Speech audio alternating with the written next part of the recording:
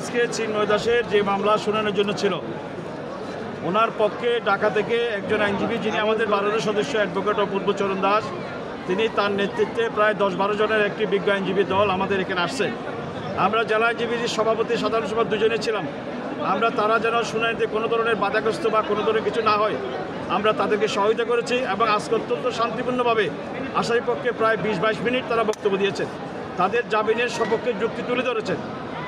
পাশাপাশি রাষ্ট্রপক্ষের পিপি মফিজুল মিয়া সাহেব তিনিও বলেছেন যে এটি একটি রাষ্ট্রদ্রোহী মামলা, যাবজ্জীবন সাজা এই মামলায়। এই মামলা বর্তমানে তদন্তাধীন আছে। এই মামলা জামিন পাওয়াটা ওনার উচিত হবে না, হকদার হবেন না। বিজ্ঞ আদালত উভয়ের বক্তব্য শুনে তাকে যার জামিনে আবেদন নামঞ্জুর করেছেন। আপনি যে কথাটা বলেছেন, আমরা বারবারই বলে আসছি যে চিন্ময় দাসকে যেদিন আদালতে তোলা হয়েছিল প্রথম দিন 26 তারিখ, তখন যাকে কোর্টের অর্ডারে তাকে যখন প্রিজন ভ্যানে তোলা হলো, যে